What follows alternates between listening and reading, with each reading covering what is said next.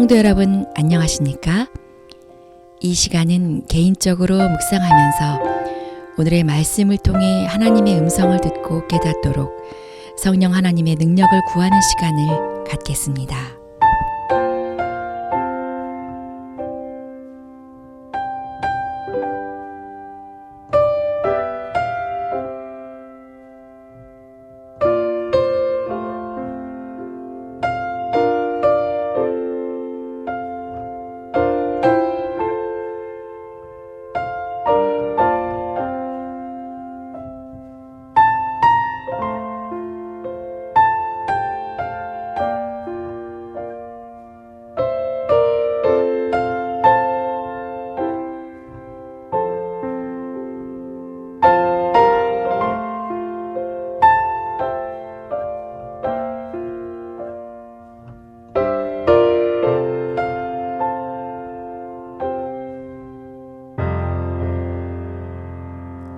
기도하시겠습니다.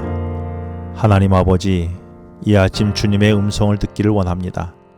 말씀하여 주시옵소서. 그 말씀이 오늘 살아가는 생명의 능력이 되게 하여 주시옵소서. 예수님의 이름으로 기도합니다. 오늘 말씀은 출애굽기 4장 1절로 17절 말씀입니다.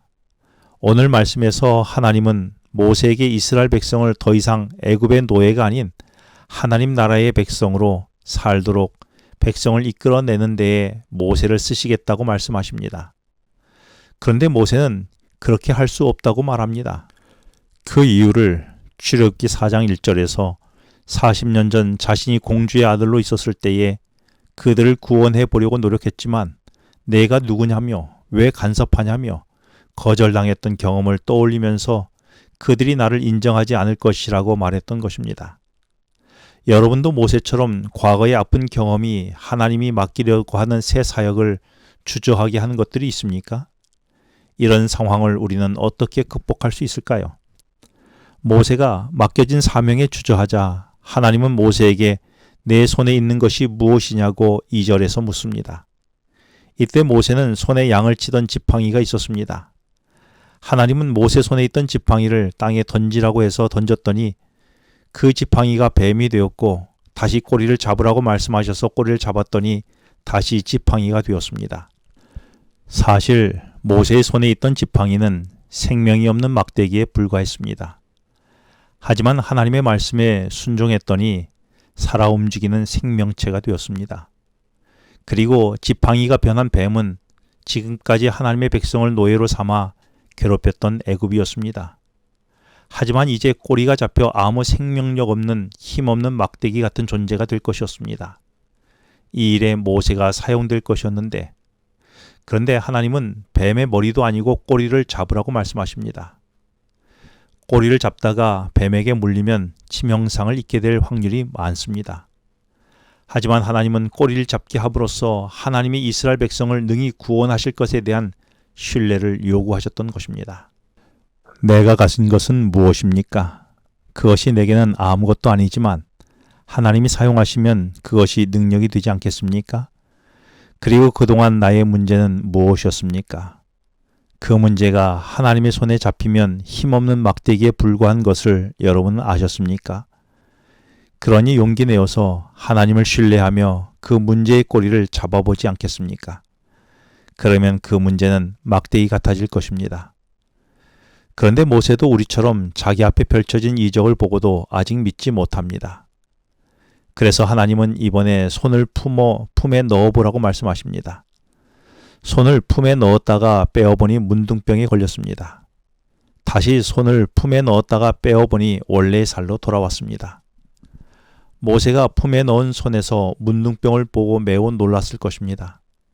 이는 구원과 회복이 절실히 필요한 이스라엘 백성과 오늘 우리의 현실의 모습이 아닐까요?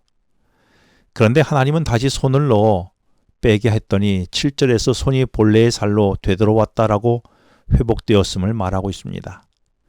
여기서 되돌아왔다는 말은 히브리어로 슈브라고 하는 동사입니다. 이 단어는 악으로부터 돌아서 하나님께로 돌아가 회복되는 모습을 의미합니다. 문둥병에서 회복된 손은 애굽의 노예에서 하나님 나라의 백성으로 살며 참 자유와 구원을 주시려고 돌이키시는 하나님의 마음이 아니겠습니까?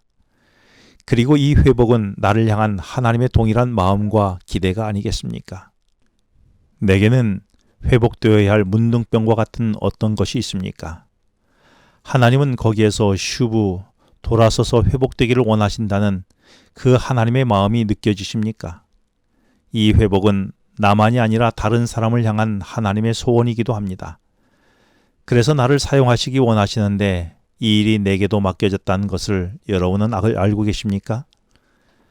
그런데 모세는 2번의 기적을 보았는데도 아직 용기가 생기지 않습니다.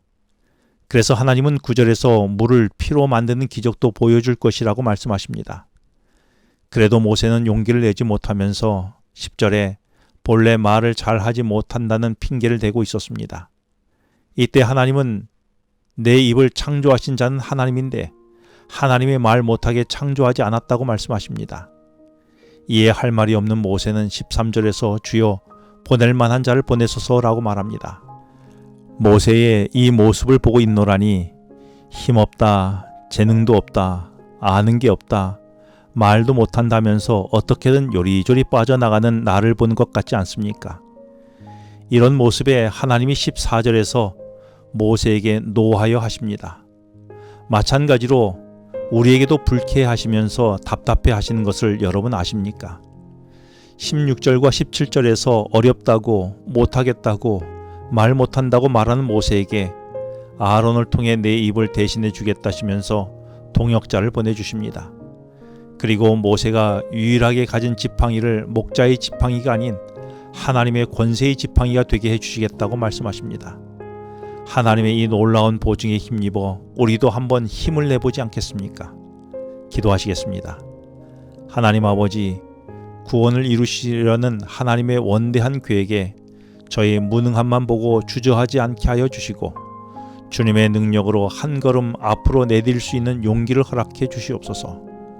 오늘도 사명을 감당하도록 힘을 주시기를 예수님의 이름으로 기도합니다. 지금은 개인 기도 시간입니다. 오늘 주신 말씀을 묵상하면서 주어진 기도 제목과 개인 기도 제목을 놓고 기도하시겠습니다.